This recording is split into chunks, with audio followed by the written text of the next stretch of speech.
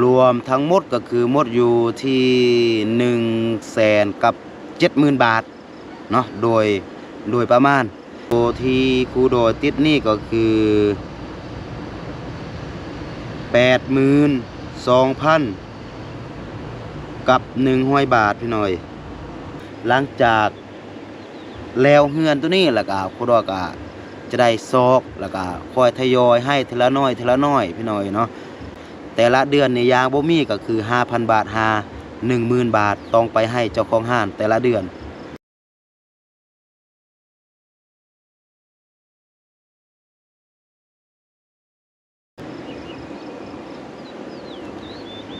กราบทักทายสบายดีและสวัสดีเด้อพี่น้องบ่ว่าจะอยู่ในประเทศและต่างประเทศก็ขอยินดีต้อนรับเข้าสู่ช่องครูดอยอีกคือเก่าคือเดิมนะพี่น้องกาในคลิปนี้เนาะครูดอยจะมา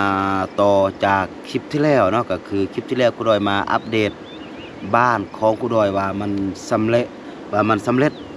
จักเปอร์เซ็นต์เนาะก็คือมันสำเร็จเดี๋ยวนี้ก็คือประมาณ 70%เนาะแล้วก็ในคลิปนี้ก็คือครูดอยจะมาสรุปก็คือบ้านหลังนี้ก็คือมันสำเร็จ 70% แล้วก็เฮาใส่งบหมดประมาณเท่าใดเนาะก็คือตัวนี้จะเป็นปื้มบันทึกนะพี่น้องนี่เป็นปื้มบันทึกที่ว่าครูดอยจดรายละเอียดต่างๆที่ว่าครูดอยซื้อวัสดุก่อสร้างเนาะพี่น้องเนาะก็มันจะมีทั้งครูดอยจ่ายสดแล้วก็ทั้งครูดอยติดหนี้เนาะเดี๋ยวตัวนี้จะเป็นตัวที่ว่าครูดอยจ่ายสดเนาะครูดอยจะก็คือบันทึกอยู่ในปื้มตัวนี้เนาะพี่น้องส่วนตัวที่ว่าครูดอยติดหนี้เนาะนี่ตัวที่ว่าครูดอยติดหนี้ก็คือมันจะมีบินตัวนี้เนาะพี่น้องเนาะเพราะว่ายังไม่ได้จ่ายเทื่อตัวนี้นะมีหลายบินเติบพี่น้อง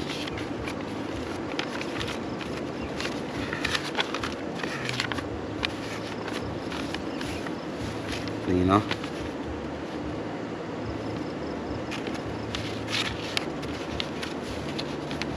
มีอยู่หนึ่งบิน2 บิน3 บิน4 บิน5 บิน6 บินเนาะเดี๋ยวเฮามาสรุปตัวนี้ก่อนเนาะพี่น้องตัวที่ว่าครูดอยจ่ายสดก่อนเนาะ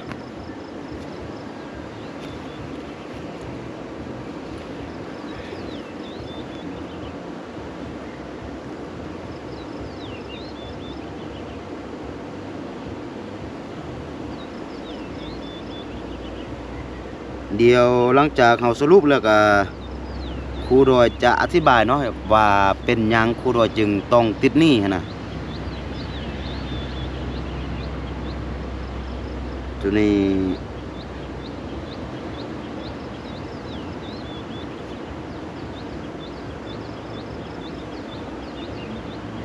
บวก10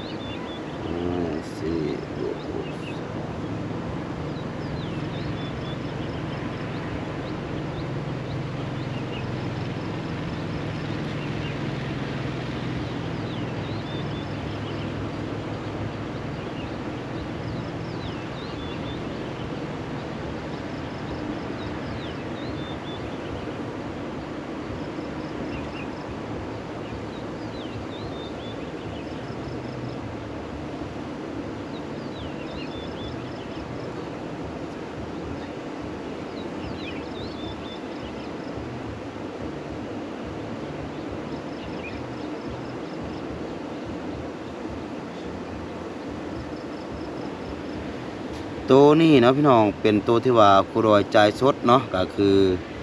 ทั้งหมดถึกอยู่93,000 กับ400 บาทเนาะตัวนี้เป็นตัวที่ว่าครูดอยจ่ายสดพี่น้องเนาะบัดนี้เฮามาเบิ่งตัวที่ว่าติดหนี้บัดนี้อ๋อตัวนี้ตัวที่ว่าครูดอยติดหนี้พี่น้อง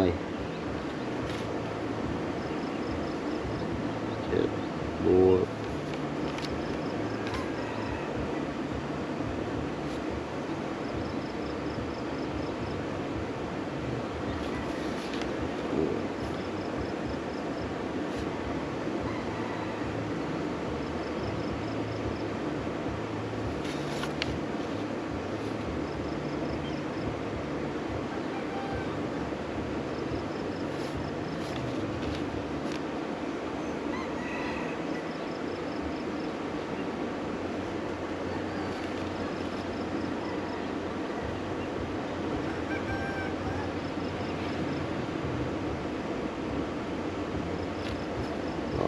โทษพี่น้องเนาะตัวที่ครูดอยติดหนี้กับตัวที่ว่าครูดอยจ่ายเกือบซ้ำกันพี่น้องเนาะนี่เนาะตัวที่ครูดอยติดหนี้ก็คือ82,000กับ100 บาทพี่น้อย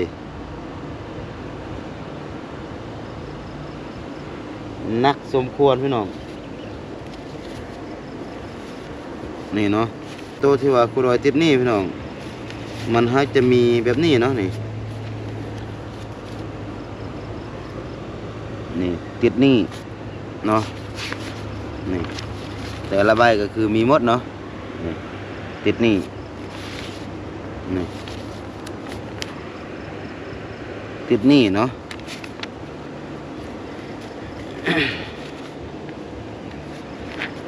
ก็คือ90,000บวก80,000รวมทั้งหมดก็คือหมดอยู่ที่100,000กับ70,000 บาทเนาะโดยประมาณแต่ว่าตัวนี้ยังบ่รายรวมก็คือค่าของครบค่าของกินแต่ละมื้อเนาะพี่น้องแต่ละมื้อนี่ซื้อของกินก็บ่ต่ำ1,000 บาทพี่น้องเนาะแล้วก็ย้อนหยังครูดอยจึงติดหนี้เดี๋ยวครูดอยจะอธิบายให้บรรดาพ่อแม่พี่น้องได้ฟังนำกันเนาะพี่น้องก็คือทำอิฐครูดอยว่ายังจะบ่เฮ็ดเทื่อพี่น้องเฮือนตัวนี้ย้อนว่าบ่มีเงินนั่นแหละเนาะก็คือครูดอยว่าจะเฮ็ดแต่เฮือนครัวหลังน้อยๆแต่ว่าให้กับบรรดาพ่อแม่พี่น้องได้เบิ่งนั่นแหละเนาะแล้วก็จะพาลูกเมียมาอยู่เฮือนครัวตัวนั้นแล้วก็คอยสร้างคอยสาคอยเฮ็ดไปเทละน้อยนะถ้าหากว่าหาเงินได้มื้อใดล่ะก็เฮาคอยเฮ็ดไปเทละน้อยแบบนั้นน่ะพี่น้องเนาะแล้วก็บัดนี้มันมีปัญหาพี่น้องเนาะก็คือ อ้ายกับน้องของครูดอยลมให้ครูดอยฟังเนาะบอกว่าสมมุติว่าถ้าเฮ็ดแบบนั้นแล้วก็บัดนี้ถ้าหากว่าถึกช่วงที่ว่าอ้ายกับน้องชายของครูดอยบ่ว่างเนาะพี่น้องก็คือบึ้นหนึ่งกะจะเข้ายามให้ยามหน้าเนาะแล้วก็อ้ายกับน้องชายเขาก็อยากไปซกเงินแดน่ะเนาะเพราะว่าบ่ฮู้ว่ามือใดที่ว่าครูดอยจะหาเงินได้นะแล้วบัดนี้ถ้าหากว่าตอนที่ว่าครูดอยหาเงินได้เล็กๆน้อยๆน่ะถ้าหากว่าครูดอยจะมาเฮ็ดนี่มาเฮ็ดนั่นแล้วบัดนี้ถ้าหากว่ามันถึกช่วงที่ว่าอ้ายกับน้องชายของครูดอยนี่บ่ว่างบัดนี้ถ้าหากว่าครูดอยอยากเฮ็ดแล้วก็ครูดอยต้องได้จ้างคนอื่นแล้วก็บัดนี้ครูดอยต้องได้เสียเงินค่าจ้างเติมเนาะเพราะว่าทุกมื้อนี่ก็คือบ้านหลังนี้ก็คือเป็นน้องชายครูดอยกับอ้ายของครูดอยมาเฮ็ดให้แบบว่าบ่เอาเงินเนาะถ้าหากว่าครูดอยจ้างคนอื่นมาเฮ็ดแม่นต้องได้เสียค่าสร้างเติมอย่างน้อยๆบ้านหลังนี้ก็ประมาณ100,000 หา 200,000 บาทถ้าหากว่าจ้างคนอื่นเฮ็ดน่ะแล้วบุนี้อ้ายก็บอกว่าถ้าว่าเป็นไปได้ก็อยากเฮ็ดช่วงนี้เนาะช่วงที่ว่าอ้ายของครูดอยกับน้องชายนี่ว่างนะเนาะแล้วก็ครูดอยบ่ฮู้ว่าจะเฮ็ดแนวใดบัดนี้ครูดอยมีหมู่พี่น้องเนาะก็เป็นหมู่นำกันตั้งแต่ครูดอยเข้าโรงเรียนพุ่นแหละเนาะเพิ่นฮู้จักเจ้าของห้านพี่น้องเนาะเพราะว่าห้านหลังนั้นหั่นแม่นเพิ่นไปเฮ็ดเนาะห้านที่ว่าขายวัสดุก่อสร้างเนาะเพิ่นฮู้จักเจ้าของห้านเนาะเพราะว่าเพิ่นเฮ็ดเวียกก่อสร้างเพิ่นเป็นคนเฮ็ด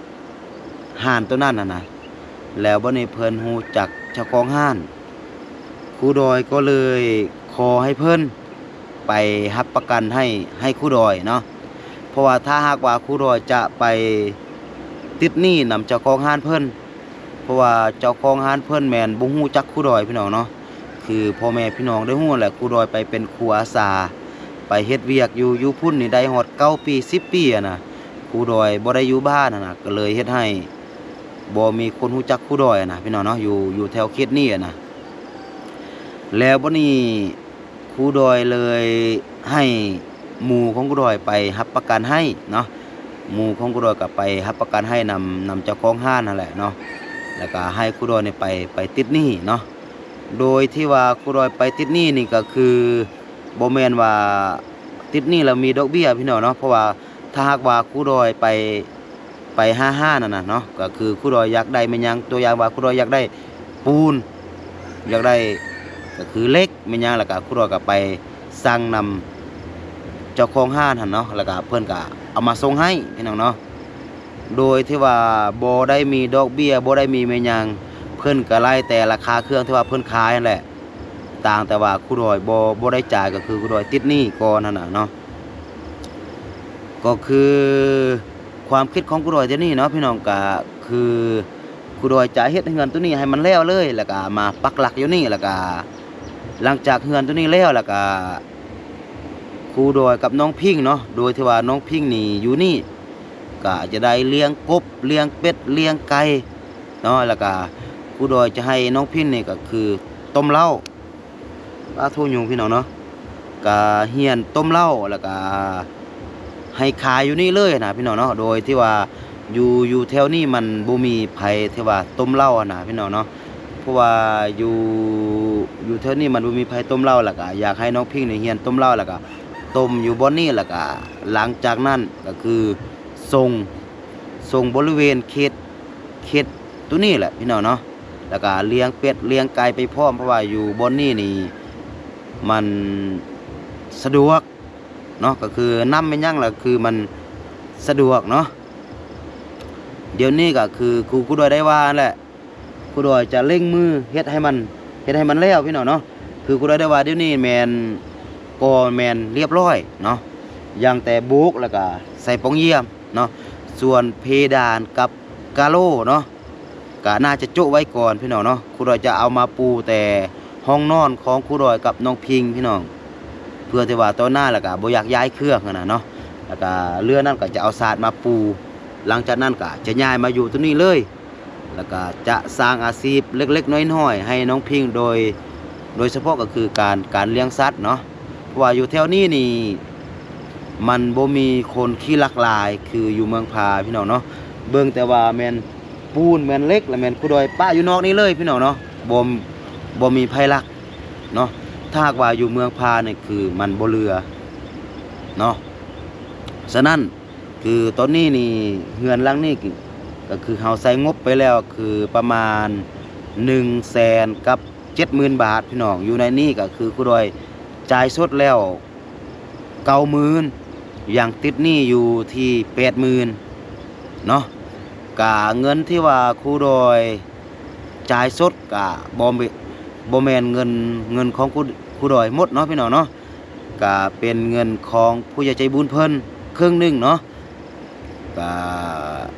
เพิ่นกะเอ็นดูสงสารเนาะเมตตาเห็นครูดอยเนี่ยเป็นลูกเป็นหลานนั่นแหละโดยเฉพาะก็คือพอบุญล้อมที่ว่าอยู่ทางสหรัฐอเมริกาเนาะพี่น้องเพิ่นก็ช่วยครูดอยหลายเติบพี่น้องเนาะโดยเฉพาะละแม่นเสาเนาะแม่นเสาเฮือนแม่นไม้แม่นเพิ่นจ่ายให้เนาะพี่น้องเนาะก็ซื้อไม้นี่ป้าโทก็หมดหลายเติบพี่น้องฮอด 40,000 พุ่นแหละเนาะแล้วก็เสานี่ก็10,000 ปลายส่วนเงินของครูดอยก็น้อยเดียวพี่น้องเนาะเงินของครูดอยก็ประมาณ 30,000 40,000นี่แหละก็เป็นเงินเก็บของครูดอยในระยะที่ว่าครูดอยเป็นสะพานบุญเนาะก็เป็นเงินรายได้จากโฆษณาที่ว่าครูดอยได้เนาะพี่น้องเนาะโอ้น้องพิงโทรมาพี่น้องเนาะนี่ ฮัลโหล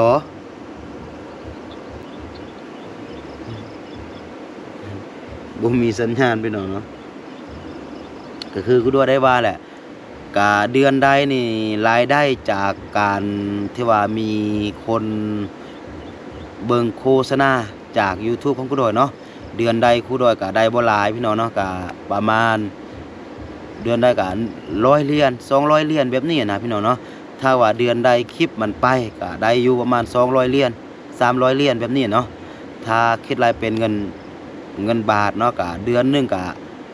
4,000 5,000 บาทแบบนี้ต่อเดือนเนาะพี่น้องเนาะแล้วก็ครูดอยก็คอยประหยัดเก็บออมเอาพี่น้องเนาะเพราะว่าส่วนหลายก็คือพ่อแม่พี่น้องได้เห็นช่วงที่ว่าครูดอยออกมาจากครูอาสาใหม่ๆพี่น้องเนาะก็เป็นเครื่องเป็นของมันยังครูดอยบ่ได้ซื้อพี่น้องเนาะเพราะว่าก็คอยมีบรรดาผู้ใหญ่ใจบุญพี่น้องเนาะคอยส่งมาให้หั่นน่ะเนาะช่วงนั้นน่ะนะช่วงที่ว่าครูดอยคอยตอนที่ว่าครูดอยออกจากครูอาสาใหม่ๆนะพี่น้องเนาะก็มีผู้ใหญ่ใจบุญเพิ่นก็ส่งมาให้ตลอดเป็นประเภท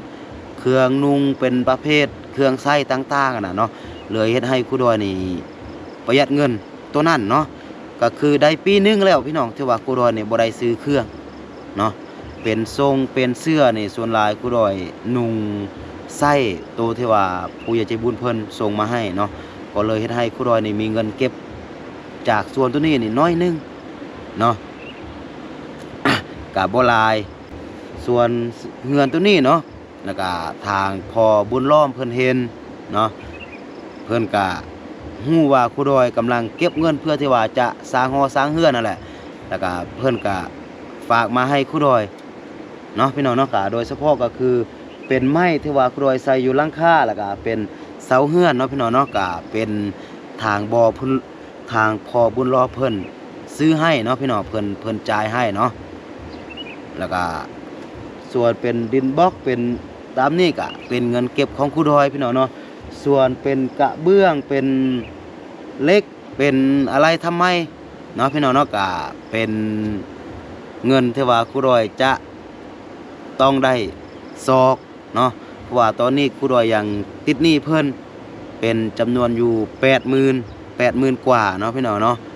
ก็ครูดอยได้ตกลงนำเจ้าของห้านเพิ่นว่าหลังจากแล้วเฮือนตัวนี้แล้วก็ครูดอยก็จะได้ซอกแล้วก็ค่อยทยอยให้ทีละน้อยพี่น้อยเนาะคือครูดอยลมนำเจ้าของห้านนี่คือเดือนนึงนี่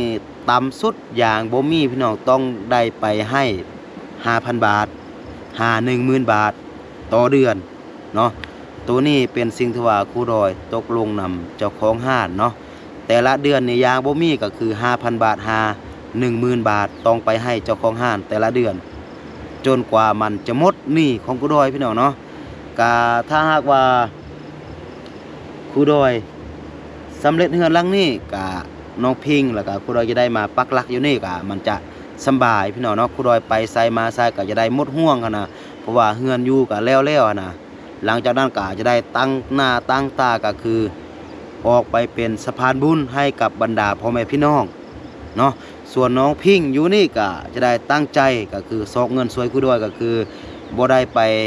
เฮ็ดบ่อนอื่นก็คือเลี้ยงเป็ดเลี้ยงไก่แล้วก็ถ้ามีมันยังเล็กๆน้อยๆก็คือสิ่งที่ว่าจะเฮ็ดได้ก็คือจะให้น้องพิงเฮ็ดไปพี่น้องเนาะก็จะประมาณนี้พี่น้องคือในคลิปนี้ก็บ่มีหยังหลายก็มีแต่อยากมาสรุปก็คือค่าใช้จ่ายในการเฮ็ดเฮือนเนาะก็คือเฮือนหลังนี้ได้ประมาณซ้ำนี้แล้วก็หมดประมาณซ้ำนี้เนาะพี่น้องก็คือครูดอยได้ว่าแล้วเนาะเฮือนหลังนี้สำเร็จไปแล้วประมาณ 70% แล้วก็ใช้งบประมาณ 100,000 กับ 70,000 บาทเนาะตัวนี้บ่ได้รวมค่าสร้างพี่น้องถ้าหากว่าเฮาจ้างค่าสร้างเติมนี่โธ่บ่ให้ว่าเลยเนาะก็จะประมาณนี้เนาะพี่น้องสำหรับคลิปนี้เนาะสุดท้ายครูดอยก็ขออวยชัยให้พรให้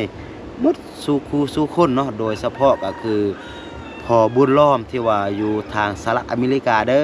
อก็ขอให้เพิ่นจงอยู่ดีมีแฮงอยู่ดีมีสุขเนาะร่ำรวยทางสุขภาพแล้วก็ร่ำรวยทางเงินคำนอนหลับก็ขอได้เงินหมื่นนอนตื่นก็ขอได้เงินแสนแบนมือก็ขอได้เงินล้านเนาะคิดสิ่งใดปรารถนาสิ่งใดก็ขอให้สมดังใจปรารถนาเนาะ สาธุพี่น้องเอ้ยเนาะโอเคเนาะสำหรับคลิปนี้ก็จะประมาณนี้ไปก่อนแล้วก็ค่อยพบกันในคลิปต่อไปส่วนจะเป็นคลิปใดอยู่ไส้ก็อย่าลืมเข้ามาให้กำลังใจกันคือเก่าคือเดิมเนาะสำหรับคลิปนี้ครูดอยต้องขอตัวลาไปก่อนเนาะสบายดี